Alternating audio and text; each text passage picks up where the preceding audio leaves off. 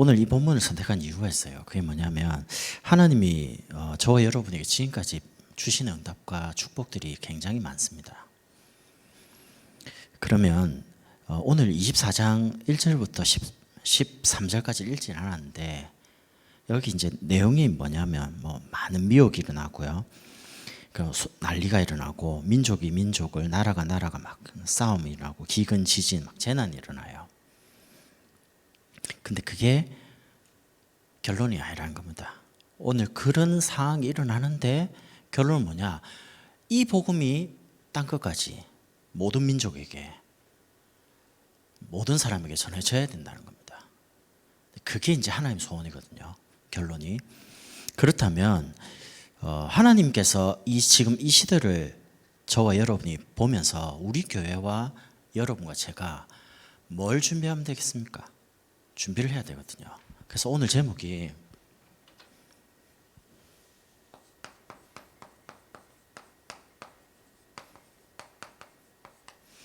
준비 캠프입니다. 우리가 100년을 준비하기 위해서요, 사람을 키웁니다. 후대를. 여러분, 하루를 준비하기 전에, 하루를 딱 시작하기 전에 맨 아침을 깨우잖아요. 그런 것처럼 하나님의 주시는 응답과 축복은 변함이 없어요. 언약이 분명하니까. 그렇다면 여러분과 저는 그 응답을 받게 되겠죠. 그럼 이제 얼마만큼 받을 거냐는 우리가 준비하는 그릇에 따라 다릅니다. 그래서 첫 번째는 뭘 준비해야 되냐?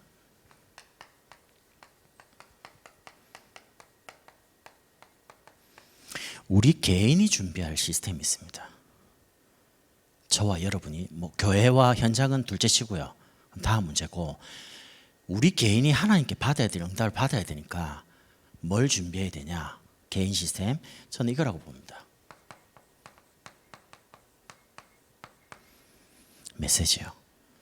여러분, 메시지 홍수 시대입니다. 유튜브 들어가거나 인터넷 치면요, 유명한 목사님, 다양한 분들의 설교들이 많습니다.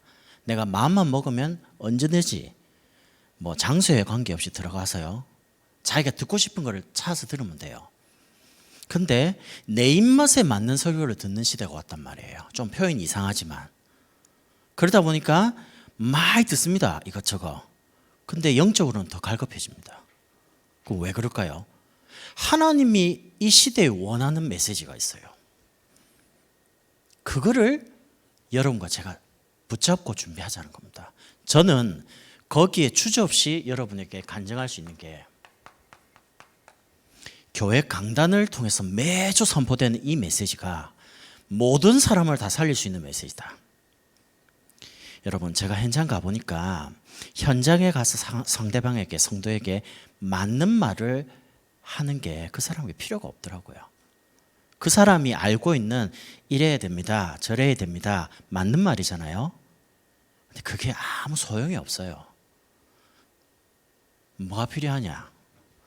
저는 이 하나 답 가지고 모든 걸 끝낼 수 있다고 봅니다. 그게 뭐냐?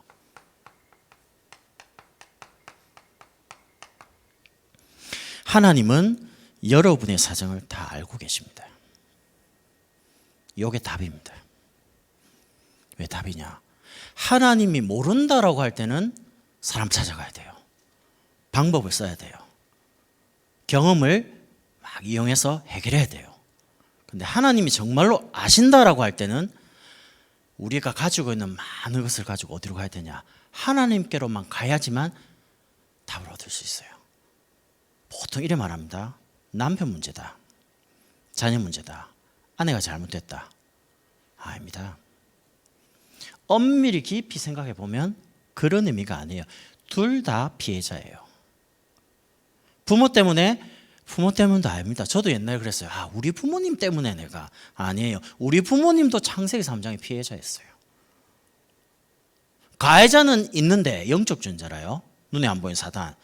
싹 다 피해자예요. 그런데 보이는 사람을 자꾸 핑계대요. 저 여자 때문에. 하나님이 내게 준 저 여자가 내게 선악을 알게 한 나무를 줌으로 내가 먹었나이다. 하나님도 원망하고 여자도 원망하고 핑계를 싹 다. 이게 뭔 말입니까? 왜 자꾸 우리에게 문제가 옵니까? 그게 맞는 말인데 이래야 되냐 저래야 되냐 하지 마라. 그게 아니라니까요. 나도 모르는 문제예요. 뭔 말입니까? 그 창세기 3장 하나님 떠난 문제예요. 모르고 태어났잖아요. 교회 다니면서도 몰랐고 그렇게 복음 많이 들었는데 그 상태가 바뀌지가 않는 거예요. 그러니까 이해가 안 되는 거예요. 사람이.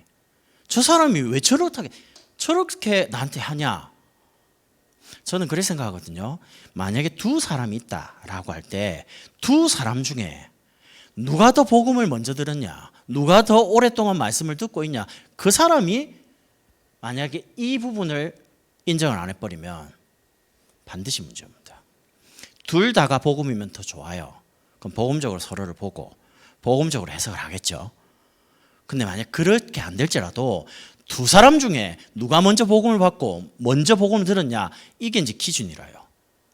왜냐? 먼저 받았다는 거는 그 영적 문제의 답이 복음밖에 없음을 알고 있기 때문에 그 영적인 문제를 해결하신 그리스도 가지고 모든 걸 보라, 그 말이거든요. 근데 나도 몰란 거예요. 여러분도 모르고 그렇게 온 거예요. 이게 몰란 거 끝입니까? 모르니까 그냥 그런 환경 속에서 내가 버려진 것처럼 부모로부터 환경으로부터 여러 가지 부분에 이게 나도 모르게 이제 숨은 문제로 발전합니다. 숨겨져 있어요. 전혀 모르는 겁니다. 나중심, 물질주의 성을 숨어 있다가 어느 날 드러납니다. 수면 위로. 결혼하고 나서 아니면 중요한 어떤 일에 응답받고 나서 보통 결혼하기 전에 질병이 딱 숨겨있다 결혼하고 질병 드러나는 거 많죠. 많이 봤습니다. 현장에서. 왜 그럴까요? 하나님이 그 부분을 치유하시려고 그런 거예요. 전 그렇게 답을 얻었어요. 나도 몰랐으니까 숨겨져 있었잖아요. 몰랐으니까 숨겨져 있던 그것 때문에 내가 괴롭고 힘들고 무너져 있었는데 하나님 그걸 드러나게 하셔서 나를 치유하려고 하는 거예요. 하나님 알고 계셨으니까. 그래서 하나님께서 이 숨은 문제를 드러나게 만드는 겁니다. 왜요? 치유하라고. 차라리 몸에 예를 들면 뭐가 툭 튀어나왔다. 그럼 병원 가면 자르면 돼요. 수술하면 돼요. 그런데 이게 보이지 않는 부분에 뭐가 탁 문제가 오면 이건 해결 불가능해요. 안 보이잖아요. 차라리 수술하는 게 나아요. 왜냐? 희망이라도 보여요. 몇 기. 뭐 절제한다. 이만큼 하자. 완전히 하자. 답은 나와요. 조심하면 돼요. 그때. 근데 이게 보이지 않는 뭐 마음이다. 생각이다. 정신이다. 이런 문제가 버리면 드러났어요. 그럼 드러났는데 이 두 가지를 모르면 어떻게 됩니까? 답을 못 찾아요. 계속 방황하는 거예요. 그 답이 뭐냐? 당신 잘못 아니다. 하나님이 알고 계신다는 겁니다. 여러분의 마음을 누가 아냐? 남편 모릅니다. 아내가 모른다니까요. 누가 아냐? 하나님이 알고 계세요. 여러분의 마음, 여러분의 생각을 제 마음과 제 생각을 아내는 몰라도 누가 알고 계시냐? 하나님 알고 계신다니까요. 이게 답 중에 답이에요. 저는 메시지 딱 받을 때 그래 하나님 알고 계시면 된 거지. 하나님이 내 인생의 주권자고 나를 창조하신 분이시니까 모든 답이 하나님께 있으니까 그럼 알고 계신다면 내가 그분께 가면 돼요. 최고 안전하죠. 그분께만 가면 내가 치유받을 수 있어요. 이게 이제 답 중에 답이라는 거죠. 그게 지금 매주 강단을 통해서 나온다는 겁니다. 저는 신방 가서도요 강단 말씀을 전달하는 부분이 제일 안전하게 생각했어요. 저는 옛날에 쇼킹한 메시지, 충격되는 메시지, 좀 특이한 단어 이런 거를 귀에 쏙쏙 들어오더라고요. 이렇게 적어놨다가 가서 써먹어야지. 이런 동기가 좀 있다 보니까 노트에 빼빼하게 적어가지고요. 그거를 이제 가서 사람들한테 탁 말하면 사람들이 처음 듣는 이야기니까 쇼킹하고 막 충격받더라고요. 근데 그거 오래 못 가요. 일주일도 못 가요. 그러니까 현장에 가보면 성도들에게 여러분에게 대단한 메시지, 기가 막힌 메시지, 뭐 충격되는 거, 쇼킹한 거 그게 아니에요. 이번 주간에 선포된 그 강단 말씀 가지고 내가 가지고 가서 그냥 전달했는데 이분이 그걸 잡더니 사는 거예요. 나 그걸 체험했거든요. 일단 내가 그 말씀을 통해서 살아났고 그 말씀을 들고 가서 이분이 그 말씀을 생각을 못할 만큼 문제 속에 잡혀 있는데 이번 주 말씀에 이렇게 나오지 않았냐라고 조금만 설명을 했더니 이분이 들었잖아요. 듣더니 맞다는 거예요. 오늘도 간증 현장에 있는 분이 간증을 보냈어요. 본인에게 딱 문제가 왔는데 이번 주 강단 말씀을 듣게 이야기했더니 맞다는 거예요. 그러니까 우리에게 생명이 뭐냐? 하나님 주시는 복음 메시지가 매주 강단을 통해서 나온다는 겁니다. 저는 여기서 모든 걸 끝내야 된다. 저는 그렇게 생각합니다. 우리의 답이 어디냐? 복음인 줄 알아요. 예수는 그리스도 모든 문제 해결자. 그걸 몰라갖고 문제 해결을 못 받는 게 아닙니다. 여러분이 교회를 오셔가지고 오늘도 오시고 수요일도 오고 주일도 오고 새벽도 오고 오실 때마다 강단을 통해 주시는 메시지가 여러분에게 답이 돼야 돼요. 하나님 내 마음을 어떻게 하셨지? 전 세가족들이 공통되게 제게 말하는 거를 많이 듣습니다. 저보고 이렇게 오해를 해요. 목사님, 유치영 목사님한테 자기 상황을 다 이야기했냐는 거예요. 뭔 내용이에요? 이렇게 물어보면 어떻게 강단에서 자기 이야기를 그렇게 다 이야기하냐는 거예요. 1번에서. 한 명도 여기 처음에 그렇게 다 말해요. 아, 그래요?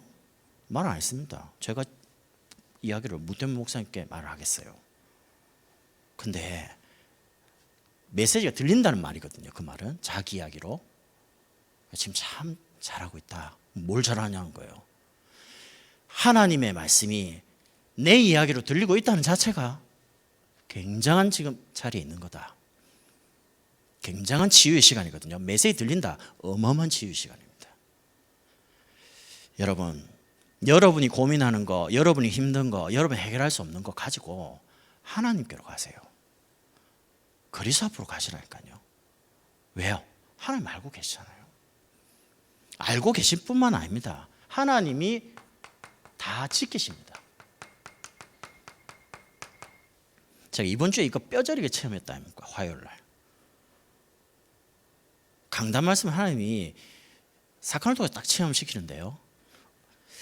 하나님께서 복음 가지고 여러분을, 저를 먼저 불렀습니다. 왜요? 이 부르신 응답과 축복을 가지고 예배 속에서 인도에 가시는 겁니다. 여러분, 하나님이 저와 여러분을 인도하는 것은 실수가 없습니다. 하나님은 여러분을 1초도 놓치지 않습니다. 저는 이번 주에 목사님 말씀이 맞다는 게요. 잘못된 길로 가도 내가 예배 속에만 있다면 하나님은 인도하고 계신다.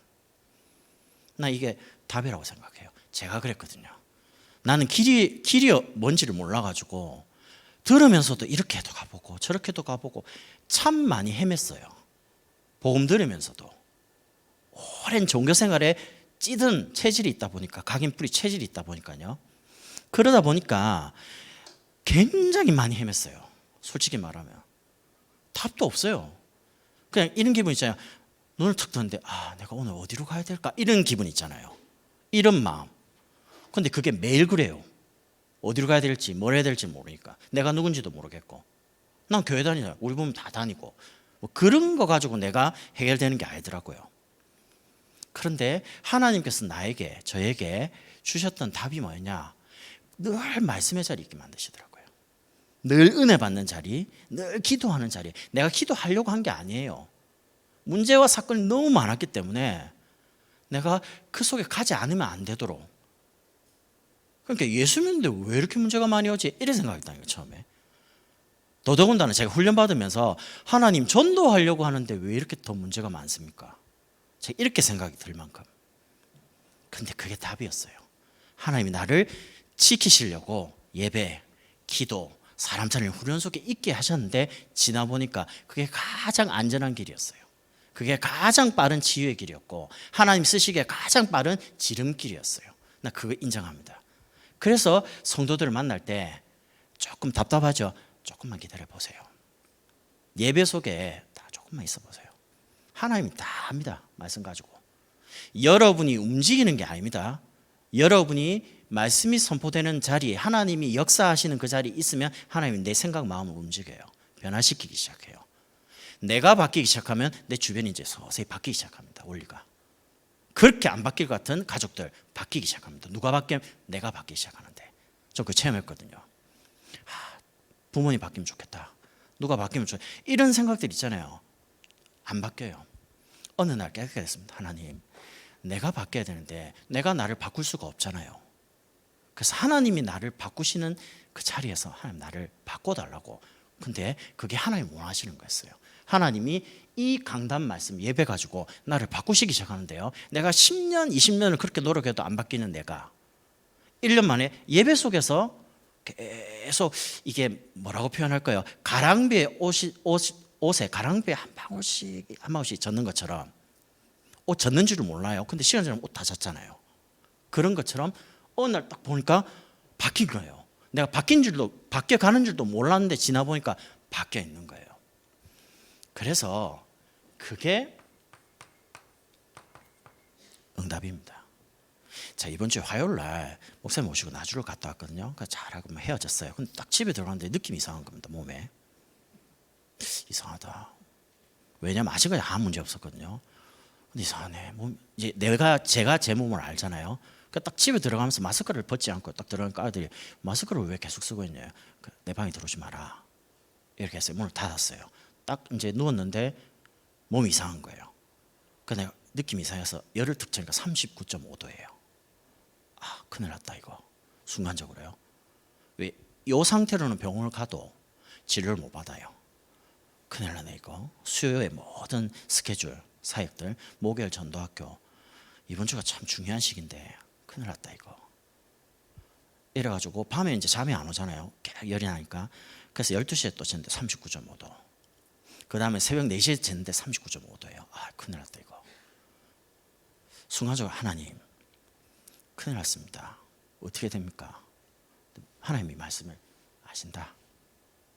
내 지금 상황을 하나님 알고 계신다라고 메시지가 떠오르는 거예요. 또 떠오른 게 하나님이 나를 지키시고 계신다. 나와 관련된 가족과 내가 만났던 모든 사람들을 지키고 계신다. 이게 메시지가 내 마음에 오는데요. 믿어지기 시작. 순간 굉장히 편안한 거예요. 왜냐하면 제가 12시부터 새벽 4시까지 뭐 했냐면 제가 지난주에 역학조사관을 교회에서 만났거든요. 2시간을 이야기할 때 이분이 조사를 하는데 이제 예를 들면 확진이 났다 할 땐 이틀 전부터 만난 사람, 동선 다 물어봐요. 그럼 제가 이제 화요일부터 막 열났으니까 월요일, 주일 교회 왔잖아요. 그럼 내가 이제 주일부터 점심 때 누구 만났고 누구랑 식사했고 주일 그래도 일찍 예배 마쳐갖고 집에 갔죠 일찍. 그 월요일 누구 만났고 화요일 누구 만났고 그걸 다 적은 거예요. 혹시 몰라가지고 사람 굉장히 여러분 지금 웃으면서 듣는데 저는 굉장히 심각했습니다. 목사가 큰일 났다 이거. 저희는 진짜 큰일 나고 왜냐하면 다른 게 큰일이 아니고요. 이제 저와 관련돼 있는 사람들이 이제 많이 있기 때문에 만난 사람들이요. 하나님, 저를 아시고 교회를 아시고 내가 만난 사람과 내가 같이 바운더리인 사람을 하나님 아시지 않습니까? 하나님 지키신다고 안 했습니까? 이렇게 이제 메시지가 제 마음에 오는데 그때부터 편안한 거예요. 기도를 눈을 감는데 마음에 해열제를 먹어야겠다 이런 생각이 들더라고요. 원래 먹으면 안 되잖아요. 그래서 제 마음에 이거 먹으면 떨어지겠다. 왜냐하면 처음에는 코로나가 없다 이런 의심이 확증이 오니까 갑자기 멀쩡한데 먹었어요. 1도가 떨어지더라고요. 딱 재보니까 2시간 있다가 병원까지 딱 가려는 시간이 한 4시간 남았어요. 좋다. 그럼 2시간 뒤에 한 개 더 먹었어요. 1도 떨어뜨리려고 먹었어요. 딱 떨어졌어요. 아, 그럼 갔죠. 그러니까 뭐 열 재고 할 거 아닙니까? 열이 굉장히 높게 나오니까 어디 갔다 왔냐는 거예요. 뭐 해외 갔다 왔습니다. 이랬죠. 거짓말할 수는 없으니까. 근데 어제 저녁부터 열이 갑자기 많이 납니다. 왜 그러냐는 거예요. 모르겠습니다. 그냥 좀 몸이 좀 추웠나 봅니다. 그래가지고 원래 좀 코가 막힙니다. 비염도 많습니다. 이러니까 이비인후과. 제가 그것도 간 것도요. 기도를 많이 하고 오산에 병원이 많잖아요. 안에는 저 원래 세교 가던데 가라는 거 저를 잘 아니까. 근데 제가 기도하는데 하나님 무슨 마음 주냐면 중앙도서관 옆에 보면 오산에서 약을 제일 세게 처방하는 이비인후과 있어요. S 이비인후과라고요. 있어요. 근데 그걸 들었거든요. 아, 여기 가서 한 방에 끝을 내야 되겠다. 마음에 그런 생각이 드는 거예요. 기도하는데. 그 아침에 또 병원 가려고 또 켰는데 집사람이 세교 가라는 거예요. 아는 데 가야지 그 해야지. 근데 그게 귀에 안 들어오고 아니야. 가서 그냥 한 방에 끝을 내야 돼. 약 먹으면 한 방에 끝납니까? 아니거든요 그게. 그래서 제가 아침에 간 거예요. 거기 가는데 내가 진료를 받고요. 약을 주더라고요. 해열제 있습니까? 항생제 있습니까? 많이 주십시오. 이러고 한참 쳐다보는 거예요. 저보고 희한한 사람이다 싶어가지고요. 그래서 이제 치료를 받고 사실 오늘 또 오래요. 근데 아닙니다. 딱 약을 그때부터 사람이 딱 먹었거든요. 오늘 끝입니다. 아니니까 말하는 거예요. 저한테 뭐 코로나 아니까 그런 생각 안 하셔도 됩니다. 아닙니다. 근데 제가 왜 말씀드리냐면 우리에게 생각지 못한 어떤 사건이나 문제가 올 때 사람이 굉장히 당황해요. 당황하는데 말씀이 안 떠오르면 어떻게 됩니까? 지금까지 살아왔던 경험대로 가요. 지금까지 배워왔던 익숙한 어떤 부분, 사람들이 살아가는 삶의 방식대로 가요. 그럼 더 큰 어려움 당해요. 여러분이 문제 만났을 때, 사건 생길 때, 뭔가 이렇게 혼란스러울 때 가장 안전한 곳이 어디냐? 예배로 오시라니까요. 말씀의 자리로 와가지고 하나님이 이 사건과 이 문제를 알고 계시는데 지키고 계신다고 하는데 뭐라고 하시는지를 듣는 겁니다. 이러면 여러분이 메시지를 들으면 메시지를 듣고 있는 그 자리에 그 시간에 여러분과 관계된 모든 것에 하나님 그때부터 그 말씀을 이루시기 시작하는 겁니다. 이게 진짜 성령의 역사입니다. 의사, 간호사, 정치인, 수많은 엘리트들이 모르고 있는 하나님이 이루시는 이 역사. 그러니까 성경에 보니까 아브라함과 이삭을 통해서 가정과 가문을 살리게 만들고요. 또 야곱을 통해서 민족을 살리도록, 또 그 후손인 요셉을 통해서 세계복음화할 만큼요. 하나님은 정확하게 인도하고 계시는 겁니다. 저는 하나님 말씀을 정말 신뢰합니다. 하나님이 맞다, 맞는 겁니다. 제 인생의 캐논 기준이 뭐냐? 강단에서 선포된 말씀 외에는 없다. 저는 그렇게 확신합니다. 왜냐? 그렇게 하나님 나를 인도해 오셨거든요. 아마 여러분도 그렇게 인도해 오셨을 겁니다. 지금까지. 하나님께서 사랑하는 사람에게는 말씀을 먼저 주셔요. 그 말씀 가지고 쫙 인도합니다. 정확합니다. 한치의 오차도 없습니다. 하나님 실수를 안 하시거든요. 내가 볼 때 뭐 하나님이 이렇게 하냐, 그건 내가 판단한 거고요. 하나님은 여러분을 단 1초도 놓친 적이 없습니다. 저를 놓친 적이 없더라고요. 제가 자폭자기하고 낙심된 그 자리에서도 하나님 또 기다리시는 거예요. 왜냐? 언약의 백성이니까. 여러분 한 사람이 얼마만큼 소중한지를 여러분 진짜 붙잡으셔야 돼요. 하나님 여러분 포기 안 합니다. 버리지도 않습니다. 끝까지 하나님이 여러분을 통한 하나님의 계획과 언약을 이루십니다. 그래서 뭘 준비해야 되냐? 하나님이 여러분을 통해서 여러분 가정과 가문, 민족, 전 세계 살리기를 원하시는 게 하나님 언약이기 때문에 개인이 매주 강단을 통해서 선포된 이 메시지를 가지고 여러분 자신부터 계속 살리는 거예요. 그러면 두 번째입니다. 살아난 여러분이 모이게 되죠. 그럼 모인 이 공동체인 교회를 통해서 하나님은 중요한 시스템을 만들어가는 겁니다. 그 시스템이 뭡니까? 그게 이겁니다. 치유입니다. 여러분, 교회와 현장을 보면 성공한 엘리트들이 정신적 어려움을 많이 당합니다. 많이 만나봤어요. 정말 성공했어요. 대단해요. 근데 깊이 살펴보면 굉장히 정신적으로 어려움 당해요. 표현을 잘 못 숨기고 있어요. 그러면서 병든 시대입니다. 살릴 수 있는 메시지를 가진 사람과 교회, 하나님이 그쪽으로 모는 거예요, 사람을. 왜냐, 답이 여기밖에 없기 때문에. 여러분, 우리 교회를 앞으로 많은 사람이 몰려옵니다. 왜냐, 답을 가지고 있기 때문에 그래요. 여러분에게 정말 답을 찾고 방황하는 사람들이 올 겁니다. 그래서 우리 교회와 개인에게 주신 언약을 하나님 이루시고 들으실 거기 때문에 오늘 7절 말씀이 이렇게 나와요. 민족이 민족을, 나라가 나라를 대적하면서 깨어지잖아요. 지금 시대가 계속 쪼개지고 분열하는 시대입니다. 분열의 반대가 이겁니다. 자꾸 나뉘거든요. 집중을 통해서 반드시 세 가지를 치유해야 됩니다. 그럼 이 집중의 가장 중요한 키가, 핵심이 뭐냐? 그게 메시지입니다. 호흡이 아닙니다. 뭘로 집중이 가능하냐? 방법이 호흡이지, 그 가장 중요한 키가 뭐냐면 말씀입니다. 말씀. 하나님의 말씀은 살아있고 운동력이 있어 좌우의 날선 어떤 것보다 예리해서 이 말씀이 들어가는 영, 혼, 관절, 골수, 사람의 마음, 생각, 감찰하고 다 치유하기 시작합니다. 살아있는 말씀이기 때문에. 그래서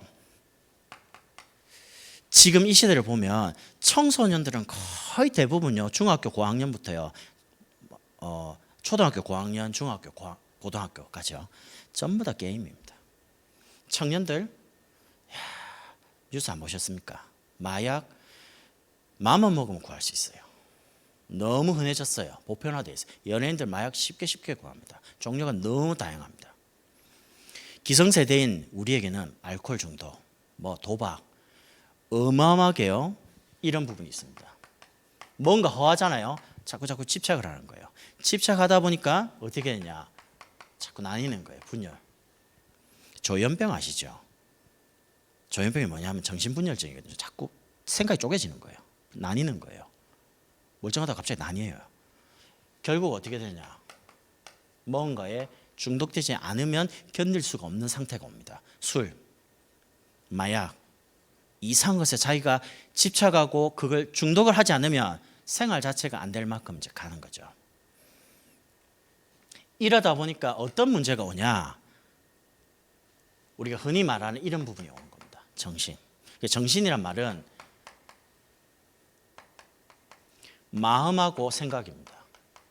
이게 본인 의지와 상관없이 문제가 오기 시작하는 거예요. 이게 부모를 통해서 내려오기도 하고요. 아니면 본인에게 어느 시기에 어떤 충격이나 사건을 통해서 일어나기도 하고요.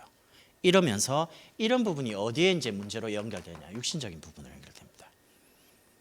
스트레스 너무 많이 받잖아요. 그럼 어디로 갑니까? 암으로 갑니다.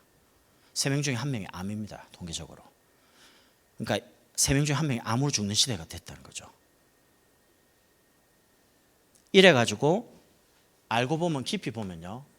영적 상태 때문에 오게 된 문제입니다. 더 깊이 들어가면 영적 문제로 인해서 오게 된 겁니다. 그게 이제 점점 타고 내려온 거예요. 가정과 가문을 통해서. 개인마다 다 다릅니다.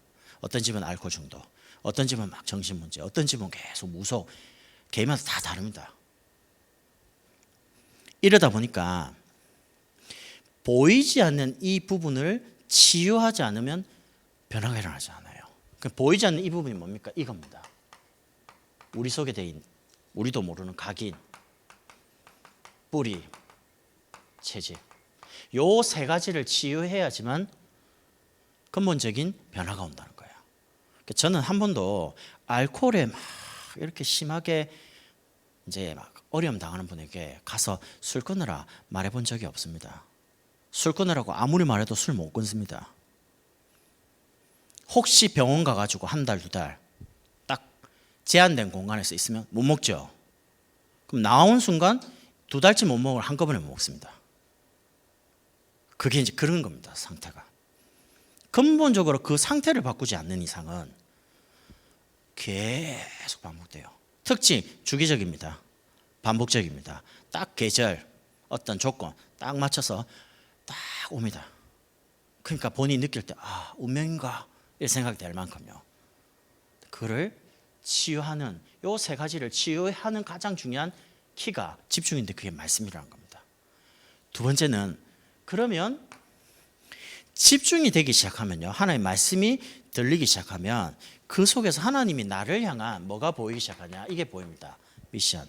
하나님이 나를 왜 창조하셨는지, 내가 누군지, 내가 무엇을 하며 어떻게 살아야 될지에 대한 나 자신을 향한 하나님의 나에게 주신 것, 내가 누구고 나의 것이 뭐며 나의 현장이 뭐고 이런 것들을 찾기 시작. 이런 부분을 교회에서 찾아가도록 하는 게 이제 훈련입니다. 그러다 보니까 거기에 가장 중요한 키가 뭐냐? 3가지라는 겁니다. 그게 사모늘이에요. 그래서 그토록 목사님께서 끊임없이 말씀을 통해서 답을 얻도록 계속 강단에서 복음만 선포하는 거예요. 여러분이 혹시 말씀을 주관적으로 받아도 여러분이 말씀의 자리에 있기만 한다면 하나님은 그걸 객관화시킵니다. 내가 잘못 잡아도요 하나님 바로 잡아주십니다. 근데 말씀이 선포되는 자리에 없으면 이어서 계속 참여를 못하면 예를 한번 들어볼게요. 5번 예배 드리는 자리에 내가 계속 들으면서 말씀을 계속 반복적으로 5번 들었어요. 그런 사람이 말씀을 깨달아가는 과정과 일주일에 한 번 딱 와요. 일주일에 말씀드린 자리 한 번 와가 로또 당첨식으로 한 번 가지고 뭔가를 하는 계획이 이거다. 어느 게 더 정확할 것 같습니까? 확률적으로. 한 번 일주일에 한 번 와가지고 겨우 와가지고 딱 들으면서 이게 하나님 뜻이다. 그럴 가능성은 거의 없습니다. 못 깨닫습니다. 영적 상태가 집중 안 되는 상태이기 때문에 들리지가 않습니다. 교회 와서 앉아 있는데 몸은 앉아 있어요. 예배는 앉아 있는데 하나님 말씀이 안 들리는 상태예요. 그러니까 왔는데 무슨 말이지? 왜 나는 말씀이 안 들리지? 이런 상태가 일주일에 한 번씩 반복적으로 오는 겁니다. 들리지는 않고. 근데 조금만 세 가지를 치유하려고 내가 가지고 있는 이 문제, 각인뿌리 체질을 정말 하나님 치유하셔야 된다라고 조금만 말씀의 자리에서 집중하기 시작하면 하나님이 요 세 가지를 가지고 실제적으로 나를 변화시켜 가신다는 겁니다. 거기에 가장 중요한 키가 말씀인데 그 말씀 속에 주신 답을 가지고 이제 기도, 말씀을 자꾸 생각해. 문제 부딪힐 때 말씀 생각나죠. 사건 생길 때만 말씀이 떠오르니까 그때부터는 하나님께서 나를 말씀 가지고 지키신다. 내 마음 생각을 내 스스로가 지키는 게 아니고 말씀이 나를 지키는 거예요. 내가 이렇게 저렇게 흔들리는 사람인데 말씀이 내 마음 생각을 딱 붙잡는 겁니다. 그때부터는 하나님 힘을 주시기 시작하는 겁니다. 힘이 생기니까 보이는 거예요. 그걸 보고 길이라 그래요. 나에 대한 길도 보이고 아내에 대한 길도 보이고 아이에 대한 길도 보이고 사람들 올 때 하나님이 저분을 통해서 이렇게 하기를 원하시는가 이제 보이기 시작하는 거예요. 이게 얼마나 세 가지가 정확하냐. 저는 현장에 보니까 완전 정확해요. 틀린 법이 없어요. 정확해요. 저는 요 세 가지 속에 있다. 끝. 더 이상 필요한 게 없다. 왜냐 하나님 말씀 틀림없이 성취되고 기도하면 반드시 응답되고요. 하나님의 소원은 이거기 때문에 이루어 가실 거기 때문에 그리스도 예수 안에 있으면 착한 일을 시작하시니까 그리스도 날까지 이루어 가신다고 하셨거든요. 그래서 끊임없이 요 세 가지를 가지고 찾아가시면 세 번째 주시는 응답, 이게 치유된 사람, 이게 되는 사람을 통해서 하나님은 뭘 만들어 갑니다. 그걸 보고 조직, 시스템이라 그래요. 그래서 교회에서 세 가지 조직을 늘 계속 강조하고 준비하는 겁니다. 저는 개인적으로 우리 다민족교회를 만난 거, 또 우리 목사님 만난 거, 여러분 만난 거 참 감사하고 안전하다 생각합니다. 저는 여기가 어딘 줄도 모르고 살았는데 오산이라는 도시를, 제가 태어난 곳은 부산입니다. 근데 고향이 부산인데 오산이 제2의 고향이 됐어요. 왜냐? 교회가 여기 있으니까. 참 신기하게 됐죠. 하나님 내 삶을 교회와 더불어 모든 삶이 돌아가도록 만들어 주신 거예요. 지금까지 세 가지 조직을 하나님께서 준비시켜 가고 우리를 계속 만들어 가셨는데 구역을 통해서는 구역원이 모이는 성도들이 말씀도 받고 같이 포럼도 하면서 교제하면서 성도를 치유할 수 있더라고요. 왜냐? 여러분 구역 예배 들어보면 말씀이 이해 안 되는 사람이 많습니다. 그럼 이제 대화를 나눠보면 말씀을 거의 주관적으로 가지고 있어요. 이런 게 아닐까? 목사님 바쁘시니까 물어보지는 못하겠고 이런 마음을 가지고요. 그런데 이제 구역원끼리 구역장님, 권찰, 구역끼리 모여서 말씀을 받고 같이 기도하고 포럼하면서 내가 이해 안 되는 부분이 구역장님이나 권찰님이 삶을 가지고 응답받은 거 알고 포럼을 해주잖아요. 나는 저렇게 아닌데 저분 또 저렇게 응답을 받는구나. 이런 주관적인 생각들이 각자를 포럼하면서 객관화되는 거예요. 그러면서 많은 부분이 사실화되는 거예요. 그냥 메시지로 들을 때 머리로 그냥 이해했는데 그런 것들이 마음에 실제로 부딪히면서 나도 저 권사님처럼 저렇게 되고 싶다. 나도 저 구역장님처럼 저렇게 말씀을 붙잡고 응답받고 싶다. 이렇게 성도들이 모여서 성도들이 치유되는, 성도들 스스로를 보호하는 공간인 그게 구역이에요. 그러면 두 번째는 지교회에서는 그 지역을 중심으로 불신자를 치유하기 위해서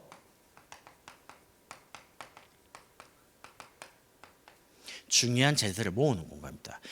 여러분 많은 사람이 모이면 좋겠죠. 괜찮습니다. 적은 숫자가 모여도 성령이 역사하면 굉장한 바람 불기 시작합니다. 그러니까 숫자가 아닙니다. 몇 명이 모이냐가 아니고 왜 모였냐는 겁니다. 모인 사람들이 붙잡은 언약이 뭐냐는 거예요. 모일 이유가 뭡니까?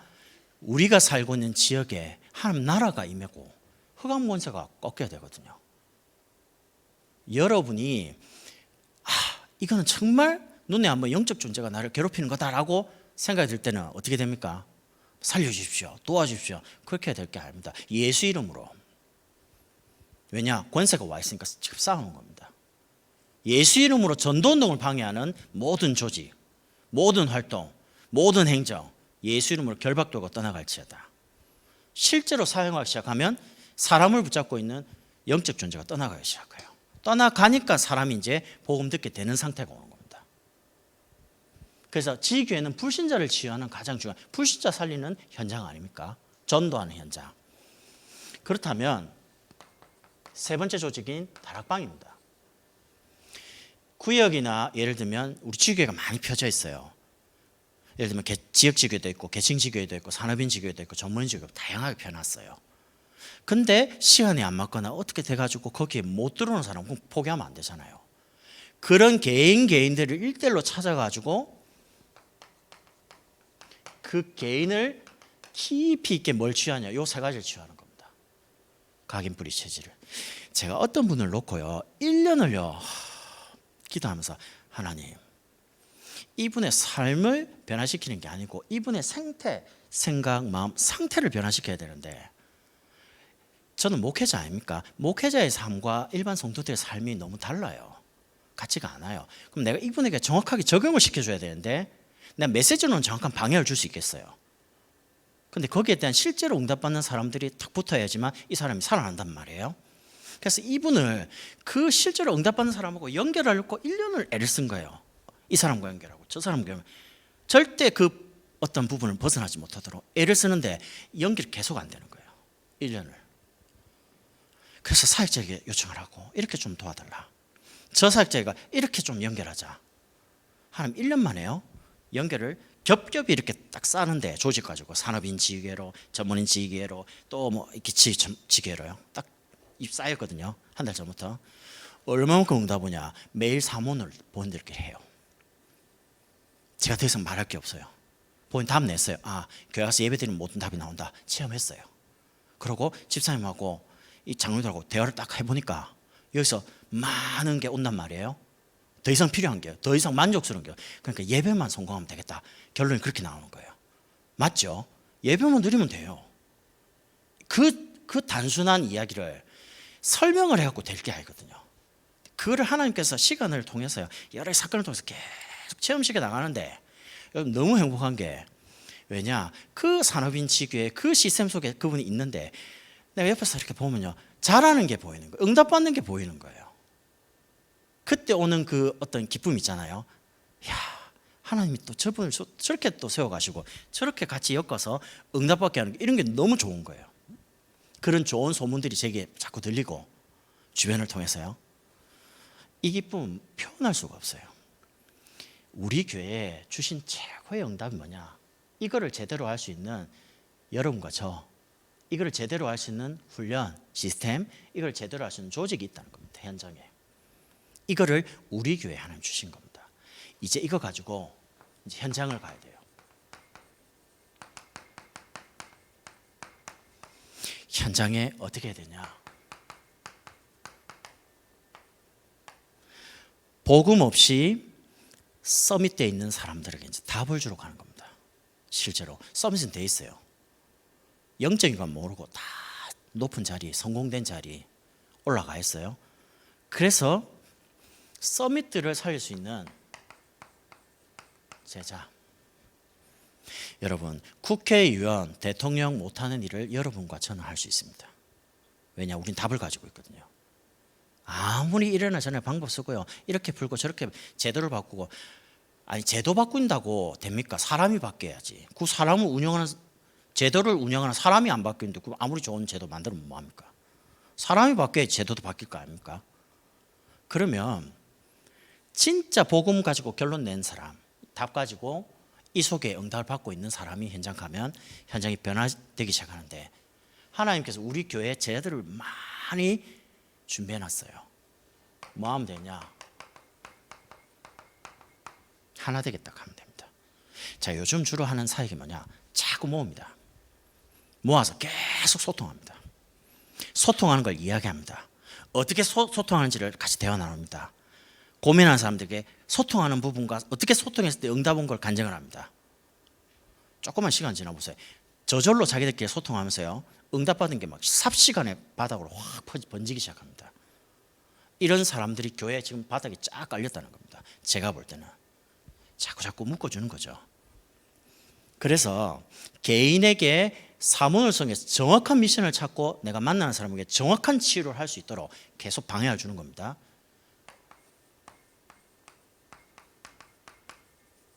(600) 600군데에서 1차적으로 말씀 운동할 때 내가 그러면 있는 장소에서, 학교에서, 사업처에서, 직장에서 내가 어떤 역할을 하면 되겠냐?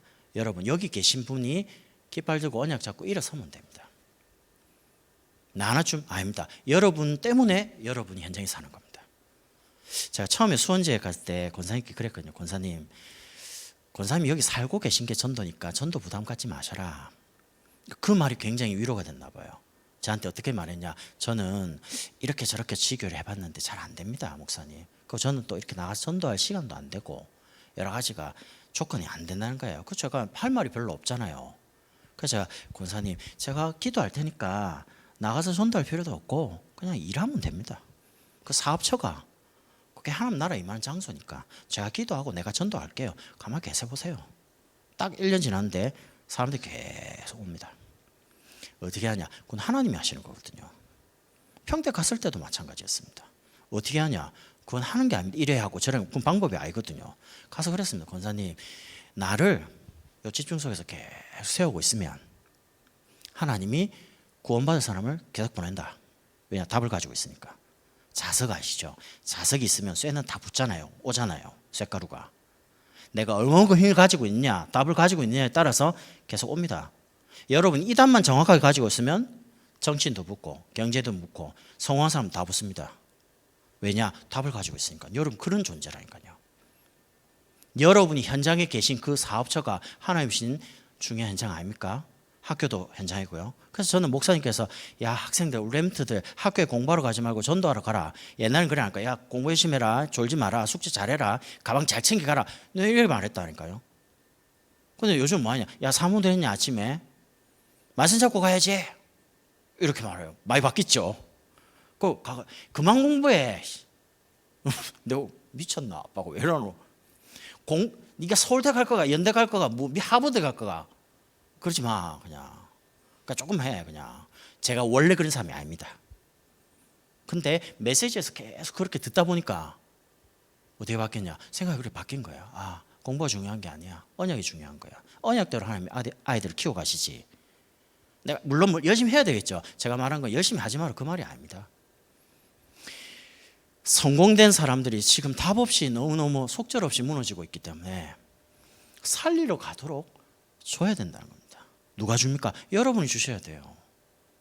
여러분 있는 자리에서 여러분 만나는 사람에게 다 줘야 돼요. 600지교회. 저는 기대합니다. 일단 우리 300지교를 통해서 하나님께서 많은 부분의 문을 여시고 응답하셨거든요. 그러면 600지교를 놓고 또 기도할 때 하나님이 일으킨 여러 가지 사건들이 적지 않았습니다. 목사님을 통해 주신 메시지 들으면서 아 그래 분명히 이런 부분이 있을 때 오게 되는 사건들이었거든요. 그렇다면 뭐 하면 되냐? 지금 실제적으로 우리 교육자들 중심으로요 캠프를 통해서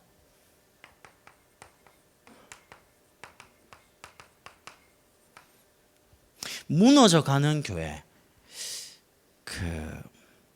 24장 2절에 보면 이렇게 나옵니다. 내가 진실로 너에게 이르노니 돌 하나도 돌 위에 남지 않고 다 무너져. 실제로 무너졌습니다. 보이는 거. 근데 요즘 보이지 않는 교회, 본질적인 의미인 교회, 성도가 무너지고 있습니다. 현장이 교회가 이제 사라지기 시작. 성도가 무너지니까 성도들이 모이는 교회가 사라지기. 교회 십자가가 이제 안 보여요. 한국교회 비행기 타면 볼크는데 요즘 없습니다. 많이 안 보입니다. 왜 그럴까요? 무너지고 있는 거예요. 교회가 사라지면 우리 후대가 신앙생활할 곳이 없어요. 그래서 이 미자립교회를 살려야 되는데 살리는 부분에 우리 목사님들이 심부름하고 있는 겁니다. 이번 주 주일도요. 우리 서울 또 뭐 대전 내려갑니다. 뭐 저는 전호수 목사님 하시면 가서 메시지 심부름 합니다. 기도하면서. 왜 그럽니까? 교회가 살아야 되거든요. 교회가 서야지 그 지역이 재앙이 무너질 거 아닙니까? 살아날 거 아닙니까? 근데 거기에 하나님 우리 중요한 교육자들 지금까지 준비시키고 하나님 인도하시는 겁니다. 마지막으로 여러 가지 있겠죠. 전문인 팀들이 참 중요해요. 왜냐하면 이분들이 이걸 살리거든요. 비어져 있는 빈 곳. 제가 지난번에 빈 곳이라는 단어를 산업이나 학업이나 여러 가지 부분에 생각을 많이 해보라 했더니 집사님 한 분이 빈 곳을 살릴 수 있는 아이템을 툭 가지고요. 바로 사업할 수 있는 걸 가져와 보더라고요. 본인 업을 가지고. 대단하죠. 한 주 만에. 왜냐? 텅텅 비어있는 것, 아무도 손대지 못하는 것. 근데 본인은 가지고 있는 전문성이니까 얼마든지 할 수 있고, 또 본인이 못하는 거는 다른 장로님 가지고 있으니까 연결하고, 다른 집사님이 가지고 있으니까 또 연결하고. 하나만 하면 돼요. 말씀이 맞냐 안 맞냐 그것만 확인하고 전체하면 돼요. 빈 곳이 너무 많으니까. 지난번에 우리가 수원에 갔을 때 이렇게 말씀하시더라고요. 사회적 협동조합으로 어린이집을 만들면 수원 지역에 하나 어린이집 하려고 생각했는데 그거 말고 교회에서 하고 여러 수원에 있는 다른 어린이집 위탁받아서 다 살릴 수 있다. 여러분 오산시에 있는 예를 들면 시립 어린이집 10개를 만약에 위탁을 받는다면 어떻게 되겠죠? 예를 들면 물론 오산에 어린이집 많습니다. 몇백 개 됩니다. 그럼 이게 이제 계속 번져간다 보십시오. 나중에는 오산시 교육 문화가 뒤집어집니다. 왜냐? 복음 교육을 가지고 장학에 들어가기 때문에. 불교가 지금까지 잡았거든요. 원불교. 그러면 뭐가 들어갑니까? 원불교에 있는 교리 사상이 아이들 짜자자 내려갑니다. 천주교 어린이집 들어가면 천주교 교리가 차차 들어갑니다. 7세까지 졸업할 때까지는요. 근데 만약에 복음 가진 교회와 복음 가진 사람이 어린이집을 하고 있다. 그럼 뭐가 들어가겠습니까? 복음 교육이 들어가겠죠. 그 자리에서 누가 나오냐? 복음 대통령이 나오는 겁니다. 그래서 이건 단순한 부분이 아닙니다. 그 빈 곳을 살릴 수 있는데 이 부분을 실제로 어느 지역에는 어린이집이 필요하다. 어느 지역에는 청소년을 위한 부분을 파고 들어가야 된다. 수요가 필요가 거기 있으니까. 대전에 가보니까요. 청소년 계층의 연령대가 제일 많아요. 통계를 또 보니까. 그래서 청소년을 파고들기 위한 협동조합을 만드는 겁니다. 왜냐하면 이 분석을 누가 잘하냐? 전문인들은 자기 업이니까 너무 정확하게 하는 거예요. 수원 지역엔 이렇게 파고들면 되겠다. 이거를 제가 말한 게 아니고 전문인이 말한다니까요. 그러면 거기에 맞는 시스템을 딱 준비해 전문인들이 해서 교회가 할 수 있도록 만들어갖고 주면 됩니다. 그럼 교회에서 그걸 할 수 있는 거예요. 그럼 그거 가지고 전도하고 후대도 살리고 다 하는 거죠. 여러분 두 가지 성경 구절만 이야기하고 기도하고 마치겠습니다. 근데 이 많은 부분에 움직여지려면 결국에는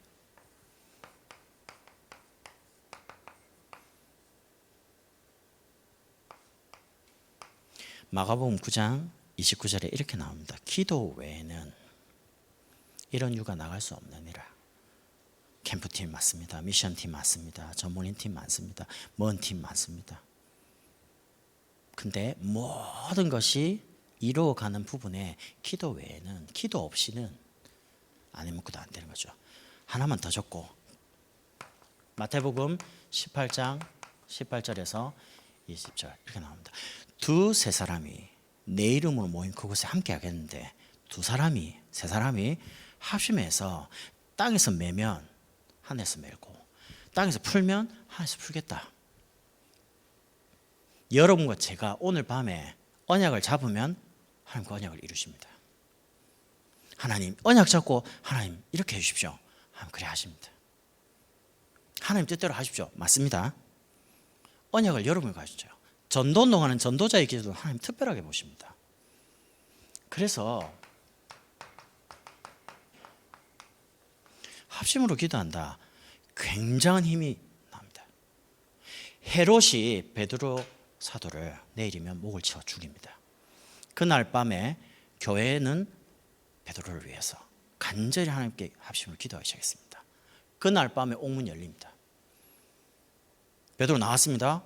갑니다, 교회로. 막 두들깁니다. 두들기는데 어린아이가 보니까 베드로 목사님이거든요. 그 들어가서 막 베드로 사도님 왔다고 이러니까, 야, 무슨 소리 하냐면 지금 감옥에 가 있는데 어떻게 나오냐고. 기도하는 사람은 안 믿는데 어린애는 믿는 거예요. 왜냐면 기도했잖아요. 아이라고 진짜 소리 계속 두들기니까, 여러분이 기도가 현실이지 응답 왔으니까 됐구나, 그게 아닙니다. 언약 잡고 기도한다면 언약이 현실 아닙니까? 그래서 오늘 언약 잡고 진짜 기도하자는 겁니다. 우리 이 시간에 찬송가